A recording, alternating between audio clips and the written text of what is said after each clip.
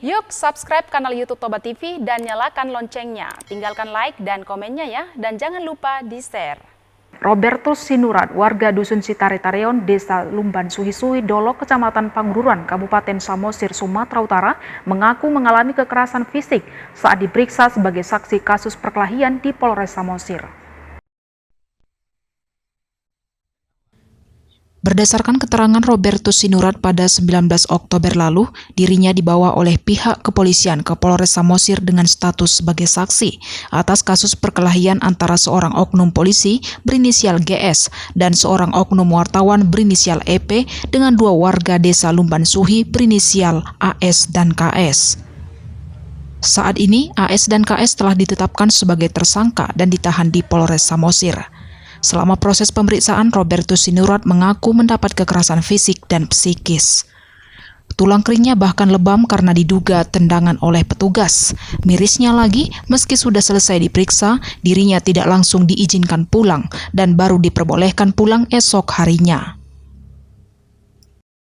Di kantor polisi, saya ditanyai tentang kejadian teman saya yang berantem pas malam minggu, dan saya tidak tahu apa-apa. Saya dituduh dipaksa untuk ikut jadi pelaku, padahal saya tidak tahu. Kejadian saya di dalam warung itu, saat pemeriksaan saya ditanyai sebagai pelaku, dan saya tidak mengatakan tidak. Saya dipukul, ditendang, cintangi. Sementara itu, Aibtu Awaludin selaku Kasih Humas Polres Samosir saat diminta konfirmasi tentang kejadian tersebut pada Jumat 1 Oktober lalu mengaku sedang tidak berada di kantor. Lewat pesan WhatsApp, beliau berjanji akan memberikan keterangan pada hari Selasa 4 Oktober. Namun hingga berita ini diterbitkan, beliau tidak kunjung memberikan keterangan terkait persoalan tersebut.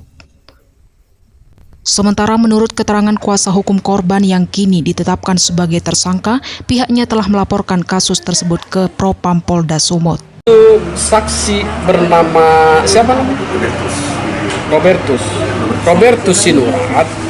Dia mengalami luka di bagian tulang kering ketika dibawa ke Polres Samosir. Dia dibawa menjadi saksi, dimintai keterangan, besok hari baru dikembalikan. Tidak langsung pulang.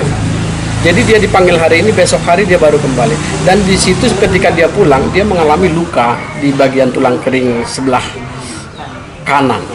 Nah, sebelah kiri, maaf. Rencana selanjutnya kita mau melakukan pra-peradilan ke Pengadilan Negeri Balige atas penangkapan dan penahanan yang tidak sah, karena belum ditetapkan sebagai tersangka, telah dilakukan penangkapan dan penahanan. Beliau juga menambahkan banyak kejanggalan terkait kasus tersebut, mulai dari proses penetapan tersangka hingga kasus dugaan penganiayaan saksi. Tidak hanya itu, pihaknya juga mengaku kesulitan membesuk kedua tersangka yang ditahan di Polres Samosir.